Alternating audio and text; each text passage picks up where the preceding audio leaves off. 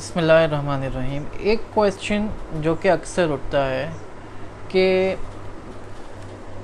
How does the transfer learning work, is it really useful, क्या इससे advantage हासिल होता है, कोई फ़ायदा हासिल होता है। आप एक ऐसा प्री ट्रेन मॉडल जो कि किसी और कॉन्टेक्स्ट में ट्रेन हुआ है, आप उसको कैसे इस्तेमाल कर सकते हैं अपने डोमेन में।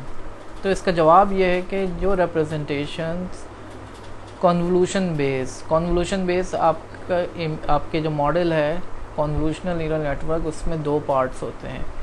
एक तो कॉन्वोल्यूशन और मैक्स पोलिंग की लेयर्स के कॉम्बिनेशन से आप बनाते हैं, जिनका काम होता है फीचर एक्सट्रैक्शन का। उसके बाद आप फ्लैटन करके फिर डेंस क्लासिफायर लगाते हैं।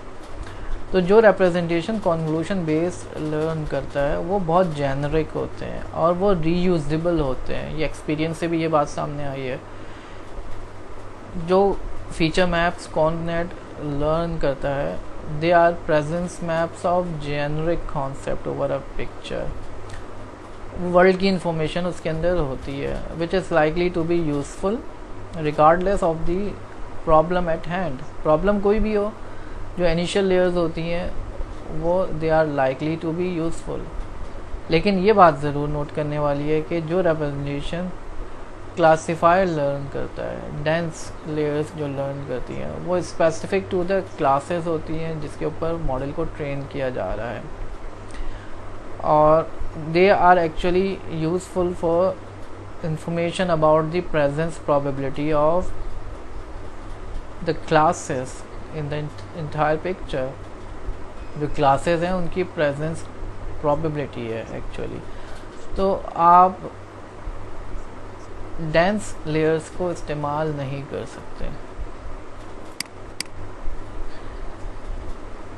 वो लेयर्स जो कि अर्लियर इन द मॉडल होती हैं वो लोकल इंफॉर्मेशन को एक्सट्रैक्ट करती हैं।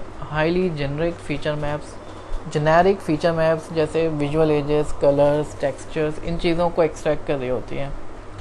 और जो लेयर्स आगे आ रही होती हैं वो एब्स्ट्रैक्ट होती हैं। जैसे हम आगे चल के जब हम विजुअलाइजेशन देखेंगे तो हमें समझ में भी आएगा कि वो एब्स्ट्रैक्ट कॉन्सेप्ट्स को एक्सट्रैक्ट कर रहे होते हैं। जो अर्लियर लेयर्स होती हैं वो एजेस हो गई। ये एजेस एक जेनरिक फीचर है जिसका ताल्लुक किसी स्पेसिफिक क्लास से नहीं है।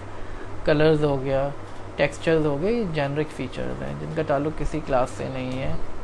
जबकि आखिर की जो लेयर्स हैं, मिसाल के तौर पर वो किसी कैट के ईयर की बेस पे आइडेंटिफाई कर रहा है कि ये कैट है, या डॉग के आई की बेस पे आइडेंटिफाई कर रहा है, तो ये जेनरिक नहीं होती। तो अर्लियर लेयर्स जो हैं वो जेनेरिक होती हैं और उनको रीयूज़ किया जा सकता है।